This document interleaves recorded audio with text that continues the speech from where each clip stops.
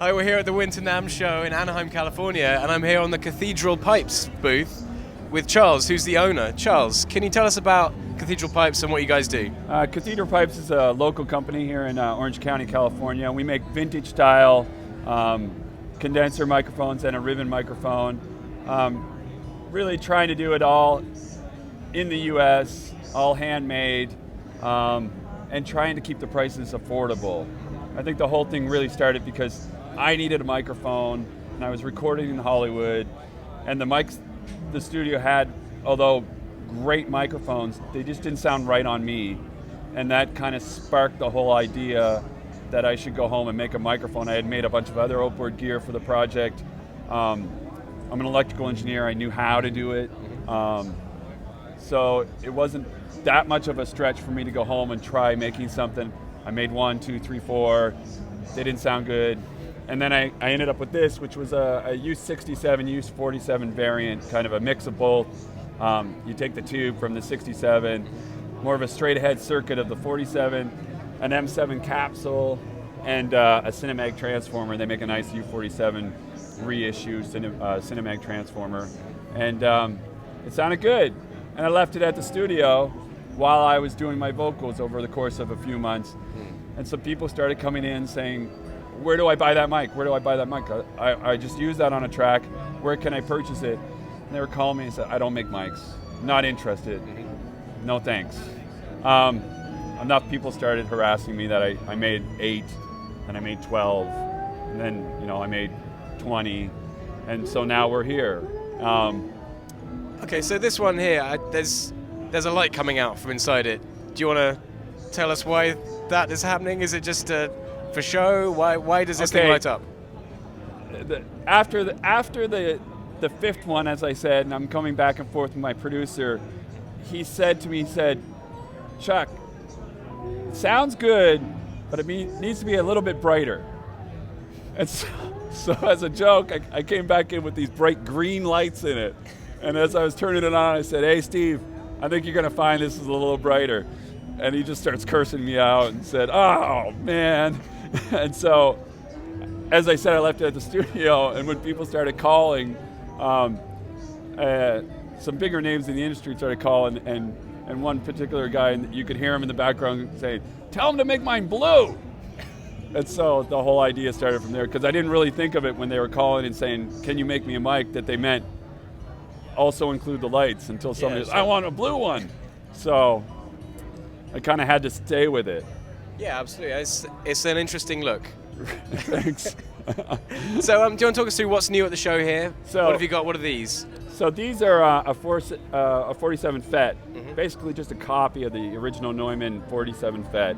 I used my M7 capsule and everything because I make it myself. It took me a long time to figure out how to do it. I really don't know how to make anything else. So to do a FET, do a 47 FET, use the M7 capsule, a Cinemag transformer, and some FETs. Basically one FET into a gain stage of NPNs. And it sounds really great. It has a higher SPL, love it in front of a kick, love it on voiceovers. Generally an all-around really great microphone, I found. So how much are these, and how much are the tube versions? So the 47 FET is very reasonable. It's $950. You could get it in either color. We get a little bit more pricey, in my opinion. $1,800 for the original Regensburg, which is that 47-67 variant. Then this is the top of the line. It's $2,400. We call it the Notre Dame. And it was really just this microphone, trying to push it to the next level. Put it in a real 47 body with a little bit of a more open head basket. And I used, instead of a multi-cap, which is a poly handmade capacitor here in California, I used a Tobias Jensen paper and oil cap. Really popular in speaker crossovers. They're from Denmark. Right.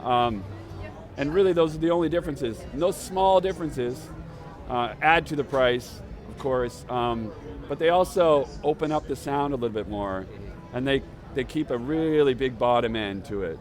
So it's really a feature vocal kind of microphone.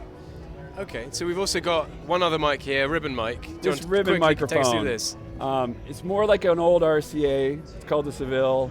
It's a 0.25 micron ribbon, and I have a little folding machine that this old tool die guy made me up in San Francisco, and you wind it through to fold the ribbon, and a Cinemag transformer. And then I made it active with 4 JFETs from Linear Systems, LS170s. It's really just a buffer driver circuit, and it gives you like a 15 to 25 dB boost. Really clean, keeps the noise floor low, and the variance of the boost is dependent on the current coming from your phantom power. Right. Okay. So how much for this one? And this one's $850, and really it has that really old school vintage tone to it. So it's not a condenser, and it's not a modern mic whatsoever. It's really buttery, really old school kind of vintage tone to it. I love it on horns. I love it on sax, drums, on the overheads, floor tom. It's really great on those applications. So I hear you've got some pretty high-profile users as well. Can you drop any names? Well, one of that first customers that was yelling in the background, that's Randy Jackson from American Idol. Butch Vig from the Nirvana fame. He just bought this recently, a couple months back. I think, it's been on a lot of really big name records. Carrie Underwood's used it, Ryan Tedder's used it. I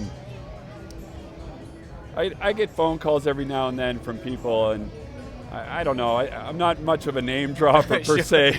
So are you making these to order, or do you have stock in at the moment? How does it work? I have stock in. I don't really have stock in of these yet. Probably next week. They're on my bench in a line.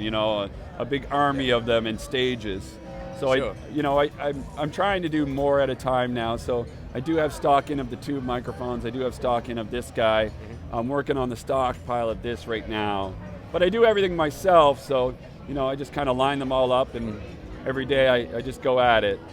Cool. Well, thanks for meeting with us, Charles. These look a bit different, and we'll look forward to trying some out. Cheers. Thanks a lot. Thanks.